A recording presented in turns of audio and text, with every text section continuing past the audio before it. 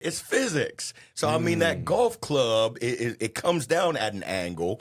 The golf club is on an angle. So when you hit down on the ball, that ball either spins fast, and when it hits the green, it'll roll backwards, or it spins slow, and when it comes up there, it'll roll forward. So it's crazy, the physics of it and the dynamics of it. There's so many moving parts. If you think about it, you've got the human, you, swinging a club that has to hit a ball that's going to react. There's so many moving parts. It gives me a migraine thinking about it. And to be honest with you, I just like to go out there, grip it, and rip it. Yeah, but I love it. I love it.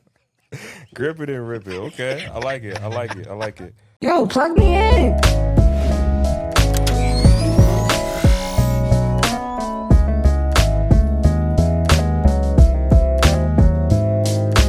Plug me in to the STEM Plug Podcast. Welcome to another episode of the STEM Plug Podcast.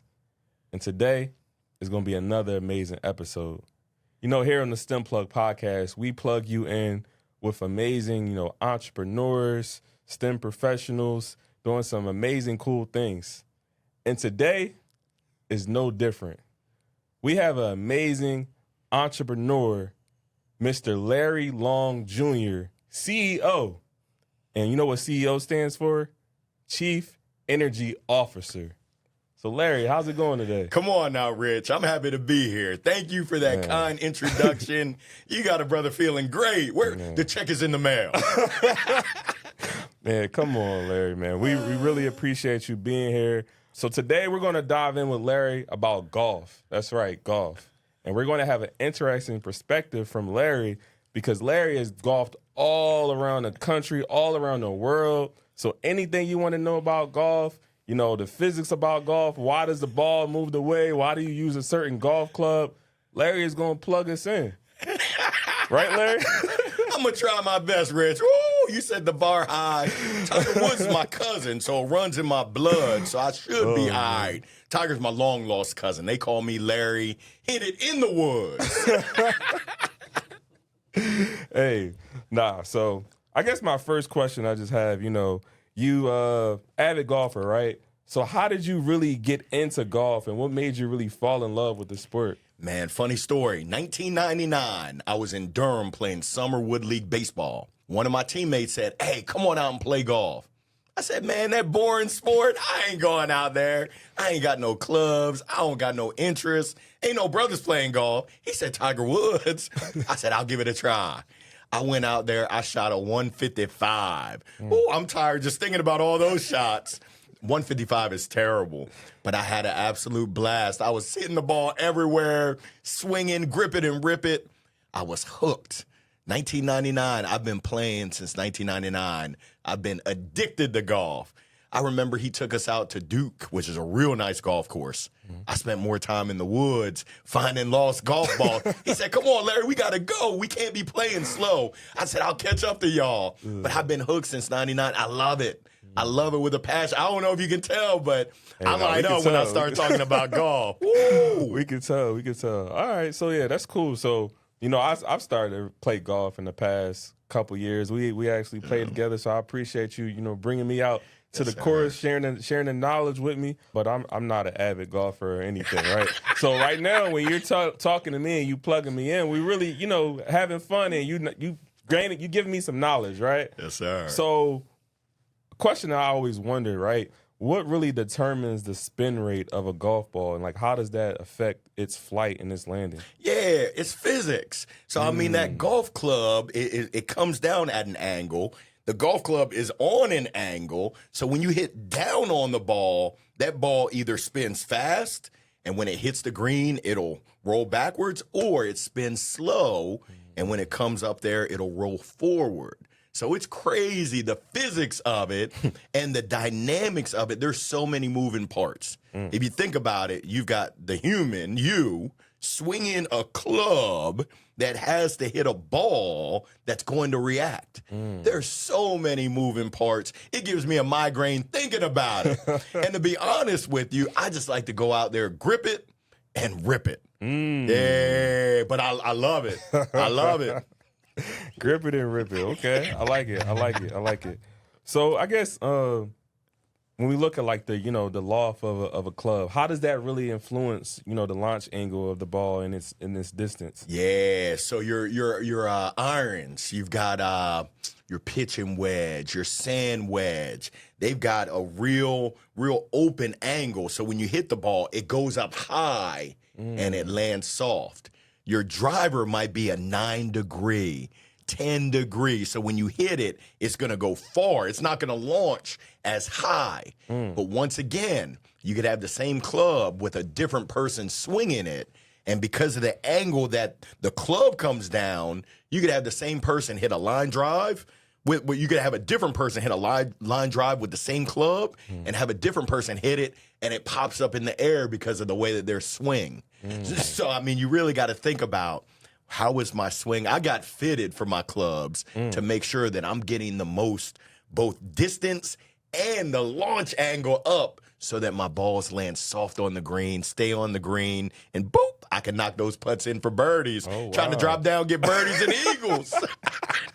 So you hitting it with that jolt, huh? Man, it's electric. I see it. Don't get me doing an electric slide up in here. Ooh. No, I see it. So what's the difference between like a low spin and a high spin shot? Yeah, so low spin, it's not going to back up. You're not going to make it stop, back it up, drop it like it's hot. The high spin, that ball hits and it's either going to check, which means it stops, or it's going to actually back up. It's spinning backwards. Think about a ball. If you have any kind of ball and you spin it backwards, it's going to hit and roll backwards. The higher the spin, the more backwards it's going to go. The lower the spin, it might not go backwards at all. It might actually go forward because you got a ball moving forward. It's got low spin. It hits, and it either stays there or it moves forward. So those are the things you got to think about. Oftentimes with your short irons, pitching wedge, sand wedge, 9-iron, 8-iron, you want to hit them high, have them land soft, and either back up or just land softly right there by the cup. Okay.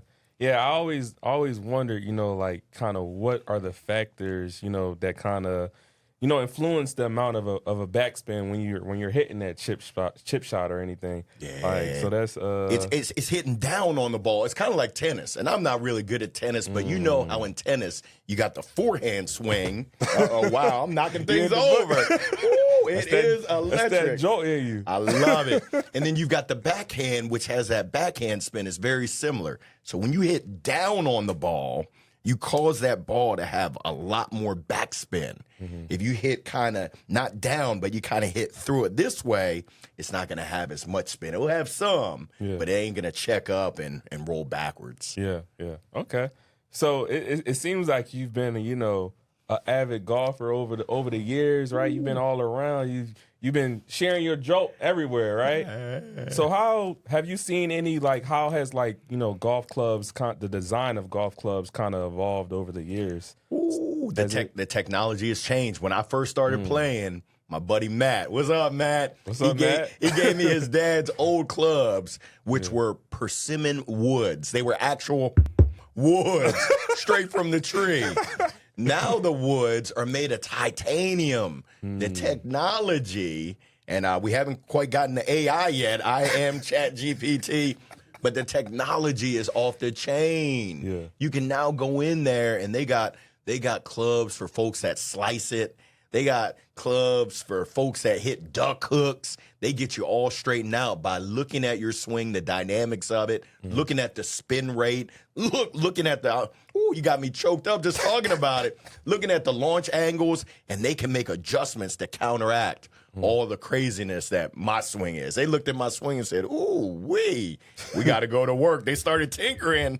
They got me straightened out as best as possible. So you would definitely say that technology has really impact and been beneficial for the game? The technology to the clubs, the technology to the balls. I mean, they call it the Tiger effect because when Tiger Woods came, he was hitting that ball so far. They said, man, he's dominating these golf courses like we've never seen before. Yeah. And now with the technology, everyone is hitting it far. They're actually thinking about rolling back the balls so they don't travel as far. These cats are hitting the ball so far. Technology, amazing. So do you have any? We talked about AI, right? And I bring up AI a lot on the STEM Plug podcast. Do you envision the future of coaching and training kind of with AI to help with golf? Big time. AI is touching every aspect of life. Yeah. Golf. Not Allen Iverson, right? That's right. That's right. We're talking about practice. but I love it because it really is advancing. It's making the game more enjoyable. No one wants to go out there and shoot a 155.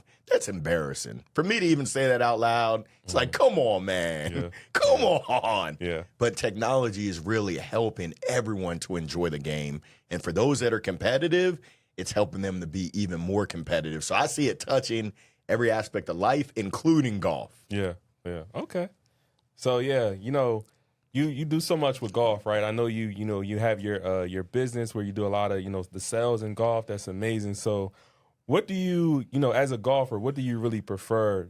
Playing in tournaments or like casual rounds with your friends? What would you prefer? Ooh, I like both. Both have a time. The casual rounds with my friends, that's my weekend. We're talking smack. We're having a good old time. It's awesome. Now the tournaments, oftentimes it's charity tournaments, which is amazing. To be able to play golf and benefit a good cause, I think they call that double dip chocolate chip. Count me in. I just played in a scramble where it's 4 people. Everyone hits a ball. Captain's choice. You take the best ball. So someone can hit their ball out of bounds. It's okay. We got you covered. We're gonna hit from here. It's so enjoyable for everyone. Yeah. Okay. So I hear the saying a lot, and you told me the saying is you drive for show and you put for dough, right? That's right. Explain that saying for me. Oh man, you get me excited because you drive for show. When you hit that driver and it goes 300 yards, it's like, wow, I'm doing the daggone thing. Yeah. But hitting the ball that far, that's not how you score. You score with the short game. You're chipping and you're putting. Because if you think about it, you're only going to use your driver on most courses 14 times. There's 18 holes. There's normally 4 par 3s that you won't use your driver. So that's 14 shots at best. You're going to chip and putt on almost every hole. You're going to putt on every hole unless you hit a hole in one. So essentially, if you want to win the dough, you better work on your putting. You better get to that miniature golf course, start practicing. Yeah, Alan, we're talking about practice. That's where the fun really happens. Okay. But you told me that, so the driver, the big dog, is your favorite club, though, right? Why is that your favorite club, though? You got to let the big dog eat. Oh, man, when you can hit that ball 250, 275, 300 yards, that's a good feeling. It's one of those feelings where you say, I got it. I got it. So I love the driver just because it goes far. I go to the driving range. They call it the driving range, so I'm going to use the driver. But I know if I want to not have my buddies take all my lunch money, I need to work on my chipping and my putting, my short game. Yeah. That's where you make the dough. Yeah. And that's great advice for life in general, right? You got to practice everything you do. Right. Right? Me, I've been actually the past like 2-3 months, I've been going to like the YMCA. I go like 5:30 in the morning. I just shoot basketball. And I don't leave the gym till I make about 300. No, not 300. Sorry, 100 3-pointers. I said 300, not that many. Okay. But practicing, right? And it's just just good cardio for me. Just staying active because health is wealth, right? So I appreciate you sharing that. Yeah, putting up shots like Steph. Watch out now. Nah, I ain't no Steph. I stay in my lane. I'm just staying active, right? I ain't gonna be doing all that. But so you've been in a lot of different places, right? So you played in 20 different states, right? That was a goal I set in 2021. Okay. I originally set a goal at 10. I started working with a performance coach. Yeah. Just general, personal, professional performance. And I set a goal to play golf in 10 states. Yeah. And she came back. This was in June. She said, 10? That's not thrilling enough. She said, go back to the drawing board and come back with a better number. Yeah. So I came back and I just pulled it out of thin air. I said, 20? She said, yeah, 20. That sounds about right. I said, how in the world am I going to play golf in 20 states in 6 months? That's impossible. She said, well, Larry, you're a wordsmith. take a look at that word impossible. I am possible. December 31st, Jacksonville, Florida. My son and I, my wife and my daughter dropped us off at the golf course. I hit my goal of 20. Let's go. Let's go. Yeah. So, which state had the most, challenging course that you played on? Ooh, Viva Las Vegas, Valley High. I had an event in San Francisco with Salesforce. I played that Friday. I went to go see the Warriors against the Phoenix Suns Friday night. On Saturday, I flew to Vegas, and I played Valley High. It's in the desert right there by the Strip. That course is off the chain, and it's very difficult. To be honest with you, I've never met a golf course that wasn't difficult, but that course was tough. I got partnered up with 3 guys that were there for a bachelor party. They were in pretty rough shape. I said, y'all better hydrate. It's hot out here. I don't want to be seeing one of y'all fall out. I think one of them had to tap out. He said, 14 holes, that's enough. I'll catch y'all at the 19th hole, which is in the restaurant, having some more beverages. I said, ooh, I hope you're drinking water. That's the only beverage you need. But Valley High was the toughest. That course is, whew. Okay. So I know you. I like that saying. You was like, they call you Tiger, hit it out the woods, right? that's creative. But are there any? It's true. Yeah. Or hit it in the woods. The safest place to be when I'm hitting the ball is in the fairway where you're supposed to hit it. I don't hit it there often or on the green. You're safe. You don't have to worry about me hitting you if you're in the place that I'm supposed to be hitting it. That's funny. So are there any professional golfers who inspire or influence your style? Tiger Woods. I mean, come on now. Yeah, don't catch me on a Sunday. I'm going to be wearing the red and black. Just like Tiger. Yeah. Now, man. Unfortunately, my game is nothing like Tiger's, but he was that inspiration to get me started. He's the reason why I watch golf. And just to see someone that looks like me dominating. Yeah. Ooh, watch out now. Yeah. No, that's true. So, I guess a question that I have, right, is you really been, like I said, you've been all around. They're all different states, right? Yeah. Many different states, different countries as well, right? Yes, sir. I played in Argentina. I played in Ireland. I played in Spain. We were bubbling in Dublin, Malaga, Spain, Argentina. Yeah. So I know there's been a lot of different weather and stuff you played in too, right? How do you really adapt your game and your mind, right? You got to adapt your mind to a different environment too to, get right to play in that weather. How do you go about that? Rich, there's so many similarities to life. Think about Break it down. Right now, we're going through some turbulence, some chaos, some storms in life. When you just look at the external factors, in golf, it's the same thing. You got to have resilience. You got to have that mindset. Hopefully, you have people around you that are supporting you. Now, when I play with my boys, they ain't supporting me. They're trying to kick me while I'm down. Yeah, Larry, it's cold out here. Yeah, Larry, it's rainy out here. Ooh, how you going to hold on to your golf club? They try to plant these seeds in my mind. But that's when that mental toughness has to come. So golf, similar to life, you got to make adjustments. You got to be flexible. And you got to practice. When you practice, you make progress. It puts you in a situation where it's like, you know what? Deep breath, I'm going to be A-okay. It doesn't matter what the external factors are. I'm going to control the controllables, and I'm going to try my best and forget the rest. Yeah, no, that's true. Speaking about, drawing conclusions and different stuff, your book, we're looking right at it. Jolt, you've been giving me a jolt the entire episode so far, right? So in your book, Jolt, do you draw any connections between STEM principles and personal development strategies? Well, I mean, when you think about science, technology, engineering, and math, that touches us in so many ways. And I remember when I was in school, I wasn't a STEM genius. I said, I'm never going to use this. But let me give you a great example. I opened up an indoor baseball and softball academy. I thought that the only numbers I needed to know were batting averages, stolen bases, RBIs. Well, guess what? In business and in life, you got to know your KPIs, key performance indicators. As a business owner, those are the income statement, the balance sheet, and the statement of cash flows. Unfortunately, I didn't know any of those, and neither did my partner. If you don't understand your numbers, the money coming in, the money going out, whoosh, we went out of business. That was a tough lesson. But I can tell you That was my MBA from HKU, Hard Knocks University. I will never have a business again where I don't at least have a basic understanding of my income statement, balance sheet, and statement of cash flows. Got to know your numbers. Because if you don't know your numbers, someone else can take advantage of you, and you're not giving yourself the best chance of success. Wow. Oh yeah, that's definitely math right there, right? Yeah, and then in baseball, once again, you're talking about launch angles. Yeah. Are you hitting up on the ball so you're not getting any carry? Or are you hitting down and driving through the ball?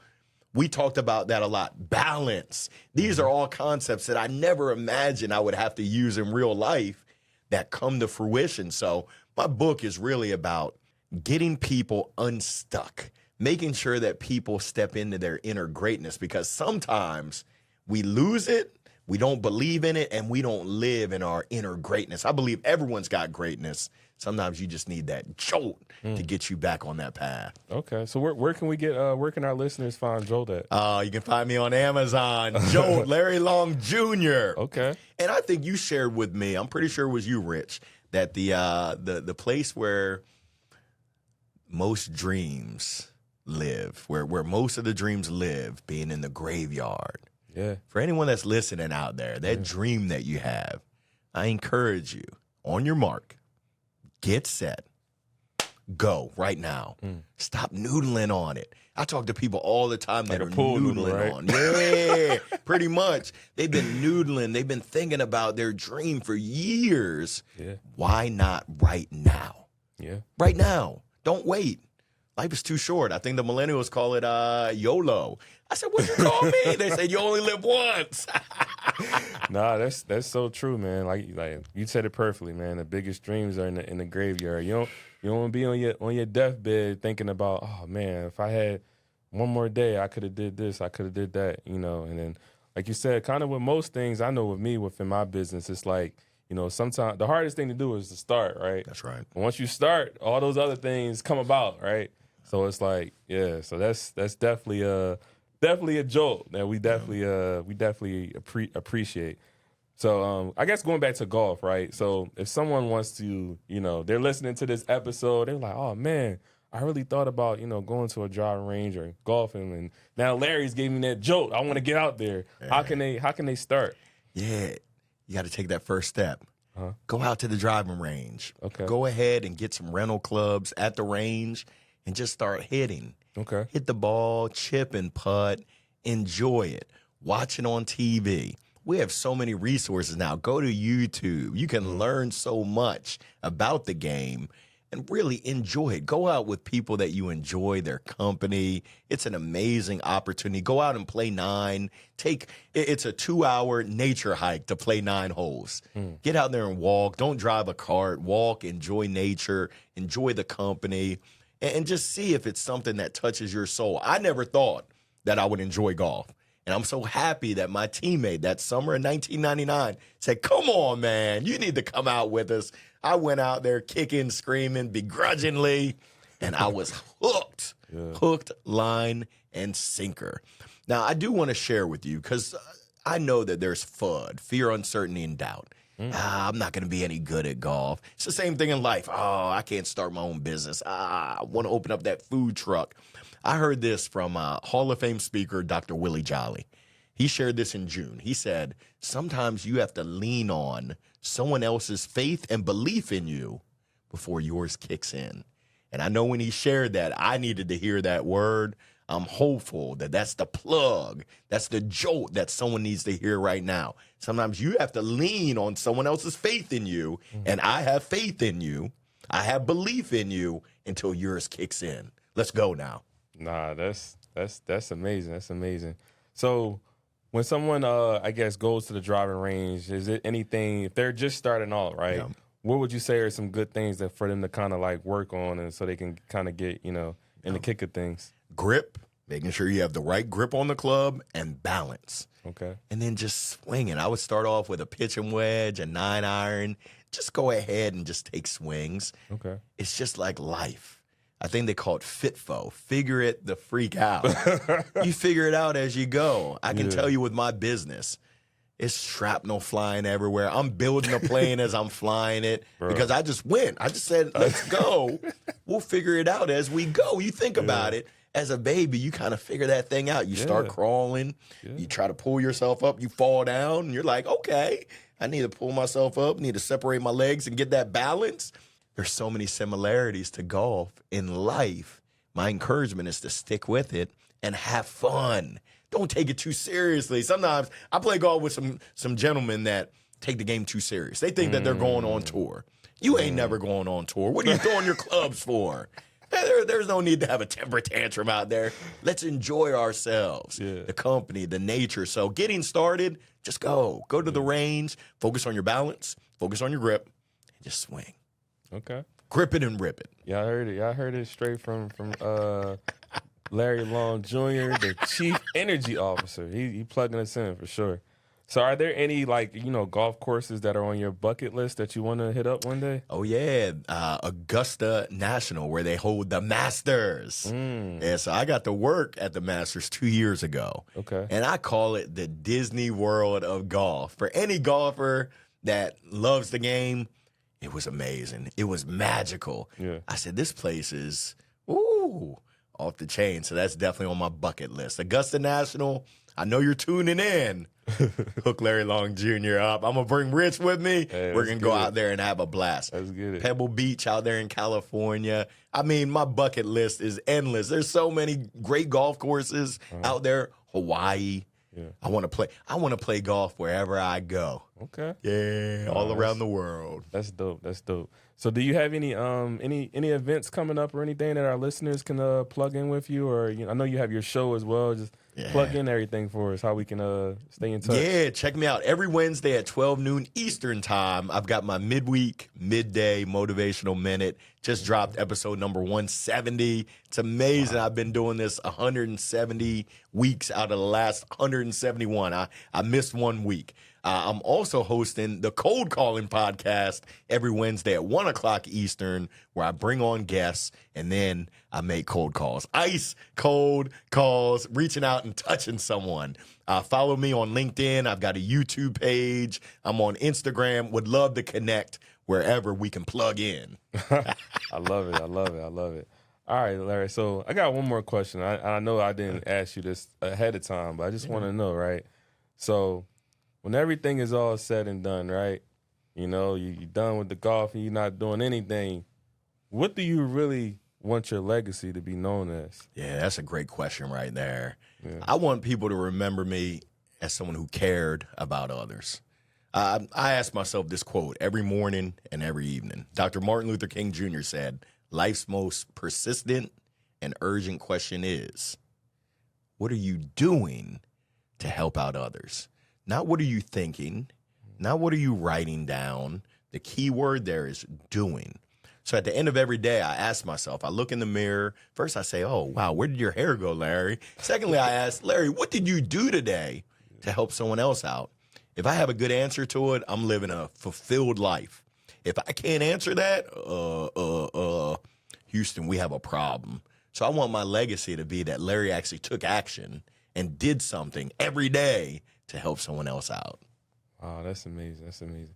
Well, we appreciate you again, Larry Long Jr., the CEO, Chief Energy Officer, for plugging us in on the field of golf. You really taught me a lot, just about the physics of golf, how to play, how to start off. So we're definitely going to stay plugged in. So make sure you all like, subscribe, stay plugged in to Larry, keep plugging into the STEM Plug Podcast. Stay tuned.